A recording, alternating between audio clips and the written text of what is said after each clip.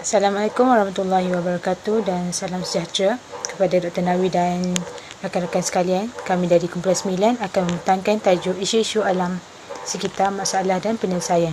Saya Nur Batisha binti Muhammad Hilmi, nombor matrik A21A2479. Assalamualaikum dan salam sejahtera. Nama saya Putra Aiman bin Nur Azmi. Nombor matrik saya A21A3038. Selamat sejahtera, nama saya Yunis Subramaniam. Nombor matrik saya adalah A21A3201. Assalamualaikum, saya Nurul Syahidah dengan nombor matrik A21A3019.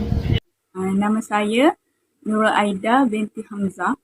Nombor matrik A21A2944. Hai dan selamat sejahtera. Nama saya Panisha, anak perempuan Afinan. Nombor kad matrik A21A3033.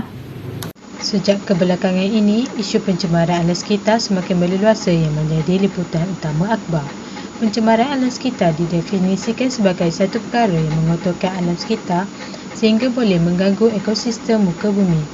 Pencemaran alam sekitar ini turut dikaitkan dengan pembangunan negara setaraf negara maju.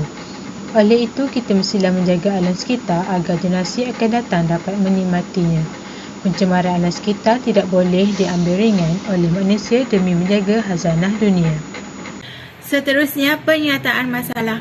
Antara pernyataan masalah yang boleh didapati dalam isu alam sekitar ini adalah pembangunan yang semakin berkembang, proses pembangunan yang tidak terancang dan tidak terkawal. Seterusnya, pembangunan yang tidak seimbang. Seterusnya, pembuangan sisa domestik yang tidak terkawal daripada kilang-kilang dan daripada pihak yang tidak bertanggungjawab. Akhir sekali, pelepasan asap tanpa pembom daripada kilang dan kenderaan. Bagi slide yang seterusnya, saya akan membentangkan objektif bagi isu alam sekitar ini. Antara objektif yang boleh dikenal-pasti dalam isu alam sekitar ini termasuklah mengenal pasti masalah-masalah yang berlaku berkaitan dengan isu alam sekitar. Seterusnya, mengenal pasti penyelesaian yang efektif dan efisien bagi menghadapi isu alam sekitar. Seterusnya, unsur-unsur falsafah yang dapat dilibatkan dengan isu alam sekitar ini. Antara unsur falsafah yang terlibat dalam isu alam sekitar ini termasuklah ekologi, kosmologi, hubungan insan dengan Tuhan, kerohanian, falsafah alam sekitar dan akhir sekali hubungan insan dengan alam sekitar.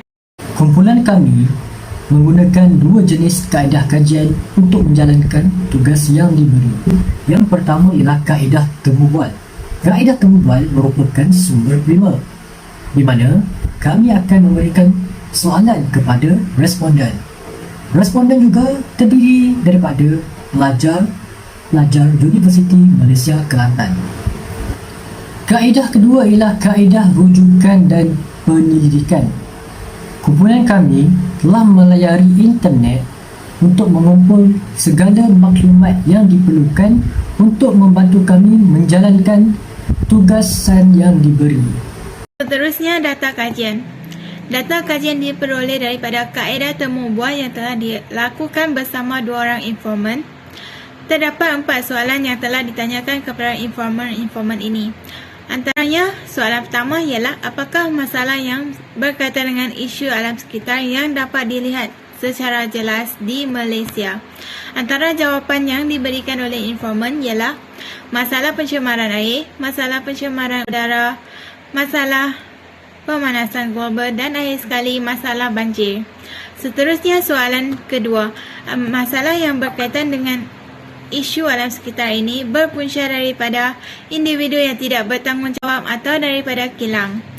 Dan jawapan yang diberikan oleh mereka ialah berlaku daripada individu yang tidak bertanggungjawab dan berlaku daripada kilang-kilang. Bagi soalan yang ketiga, apakah penyelesaian yang dapat dilakukan bagi mengatasi masalah isu alam sekitar ini? Antara jawapan yang diberikan ialah mengadakan kempen kesedaran bagi memupuk kesedaran dalam kalangan rakyat.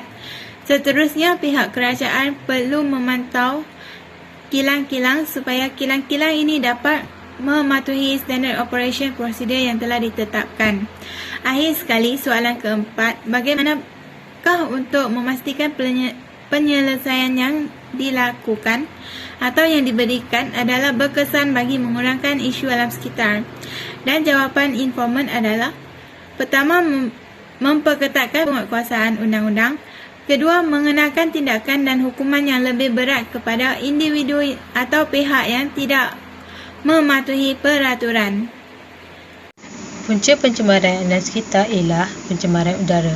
Pencemaran udara boleh memudaratkan kualiti alam sekitar apabila dibebaskan ke atmosfera. Antara punca yang menyebabkan pencemaran udara ialah aktiviti perindustrian kilang, pembakaran terbuka, kenderaan bermotor dan asap rokok. Kenderaan bermotor merupakan punca utama kepada isu pencemaran udara. Hal ini dikatakan demikian kerana kereta dan motor melepaskan asap kenderaan yang mengandungi karbon monoksida ke udara. Akibatnya, tahap kesihatan masyarakat semakin merosot kerana ramai yang mengidap asma. Selain itu, pencemaran tanah juga merupakan salah satu masalah pencemaran alam sekitar. Pencemaran tanah berlaku disebabkan oleh aktiviti pembalakan. Sekiranya aktiviti penebangan pokok tidak dipantau, struktur tanah akan menjadi longgar.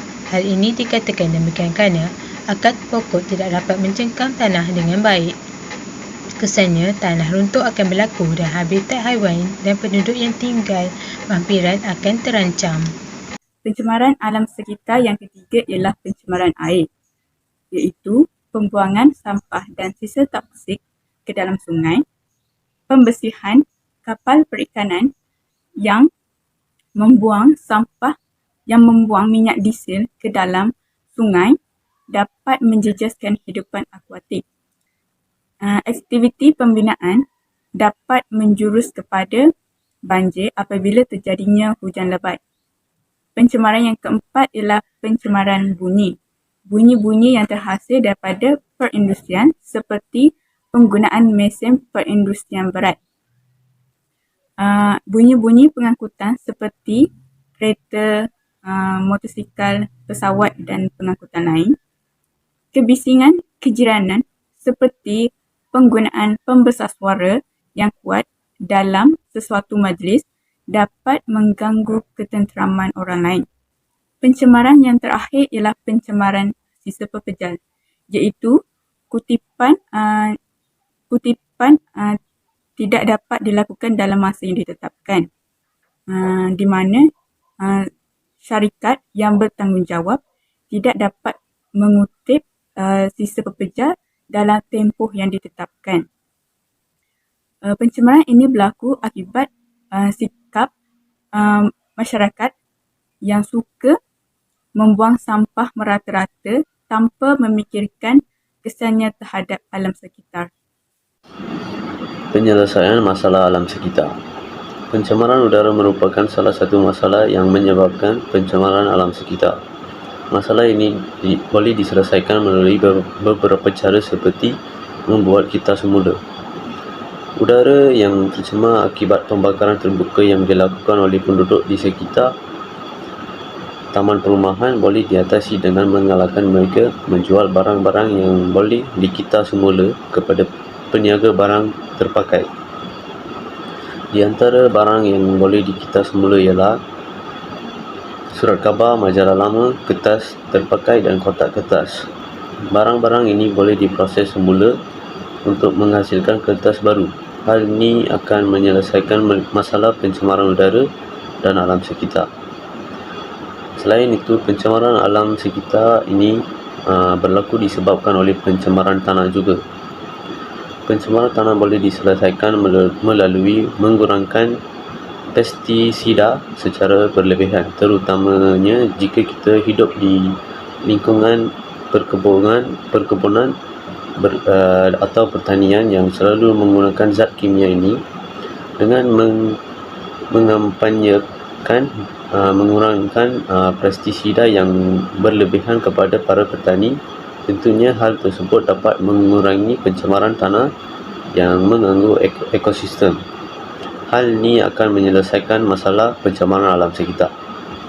Okay, mari kita sambung dengan penyelesaian bagi isu alam sekitar. Yang ketiga ialah memperkasakan lagi Undang-Undang Pengeluaran Asap Kilang. Kerajaan telah memutuskan bahawa hukuman mandatory 5 tahun penjara terhadap Ketua Pegawai Eksekutif dan Presiden sesebuah syarikat yang melanggar Undang-Undang Alam Sekitar. Tapi terdapat pihak yang tidak mematuhi peraturan tersebut. Bagi mengelakkan perkara ini berlaku lagi serius, kerajaan perlulah menaikkan lagi bayaran denda terhadap pesalah dan pastikan terdapat pihak yang sering membuat pemantauan seperti Jabatan Alam Sekitar. Seterusnya, yang keempat ialah pengurusan sisa yang sistematik. Masyarakat perlulah mempraktikkan program 3R dalam kehidupan seharian kita, iaitu reduce, reuse dan recycle. Penyelesaian terakhir ialah penggunaan teknologi moden. Teknologi moden ini banyak digunakan untuk menguruskan sisa pepejal seperti surat khabar dan majalah lama. Teknologi yang canggih ini dapat memudahkan lagi proses menghasilkan barang-barang tersebut mengikut jenis dengan hanya mengimbas barangan tersebut dalam masa yang singkat. Dengan penggunaan teknologi moden ini, penapis udara telah dicipta dan dipasang pada exhaust kenderaan dan cerobong asap kilang-kilang. Oleh itu, teknologi moden membantu jentera-jentera dan mesin-mesin menjadi teknologi yang mesra alam. Terima kasih. Kesimpulannya, pemeliharaan dan pemeliharaan alam sekitar adalah tanggungjawab bersama. Punca-punca yang menyebabkan pencemaran alam sekitar perlu diteliti dengan lebih mendalam agar usaha-usaha bagi menangani masalah pencemaran dapat dilaksanakan. Oleh itu, agensi-agensi alam sekitar mestilah bekerjasama dengan masyarakat untuk membangunkan alam sekitar seperti mengadakan kempen kebersihan dan pameran alam sekitar. Jadi, marilah kita bersama-sama berganding bahu memelihara dan memelihara alam sekitar untuk memberikan manfaat kepada generasi akan datang. I hope you enjoy with this presentation. Thank you.